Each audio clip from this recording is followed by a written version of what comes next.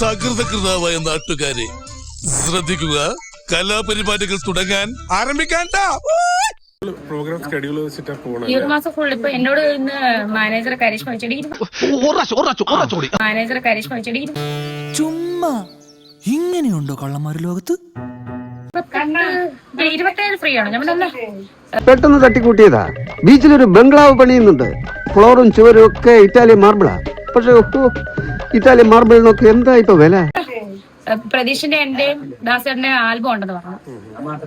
28 പിടിക്കാം. സത്യം പറയാലോ, ഒരു മാസം തട്ടി മുട്ടി ജീവിച്ചു പോണെങ്കിൽ തന്നെ ഒരു 1.5 കോടി രൂപ വേണം. ചില മാസങ്ങളിൽ 2 വരെ പോവും. അതേത് മാസം? ഏപ്രിൽ. 28 ഉണ്ടോ? ഞാൻ പറഞ്ഞു 28 ഒരു ദിവസം ഗ്യാപ്പ് ഉണ്ട്. അന്ന് അതിന് പിടിക്കാം. സ്കൂളിൽ പഠിക്കുമ്പോ ഡാൻസിനും പാട്ടിനും ഒക്കെ ഞാൻ മിടുക്കിയായിരുന്നു. സമൂഹ ഗാനം വരെ ഞാൻ ഒറ്റയ്ക്ക് പാടിയിട്ടുണ്ട്.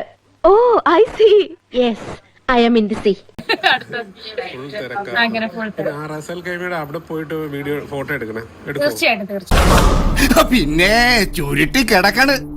ഫോട്ടോ എടുക്കാം, വീഡിയോ എടുക്കാം. നീ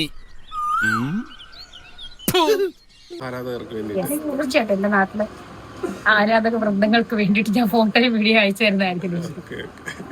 ഫ്ലാഷ് ബാക്ക്. കണ്ണടച്ച് തുറക്കുന്നതിന് മുമ്പേ ഗൾഫിൽ സ്ഥിരമായി പോയി എന്തോ ബാർ ഡാൻസ്, തേങ്ങ ഡാൻസ് എന്നൊക്കെ പറഞ്ഞ്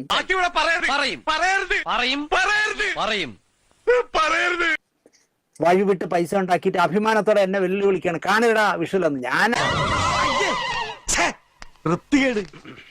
ആണല്ലോ. കാരണം ഇവളും ബാറിലൊക്കെ ചെന്ന് തടവുത്തി മറിയല്ലേ. അത് വല്ലതും ഉണ്ടെങ്കിൽ കുഴപ്പമില്ലായിരുന്നു. നേരെ ചൊവ്വയൊക്കെ ഇരിക്കുന്ന വല്ലതും ഒക്കെ ഉണ്ടെങ്കിൽ കുഴപ്പമില്ലായിരുന്നു. ഈ വധവിലിനെയൊക്കെ മറുപടി പറയേണ്ടി വരുന്നതാണ് എന്റെ ഗതികേട്. തളരരുത് രാമൻകുട്ടി, തളരരുത്.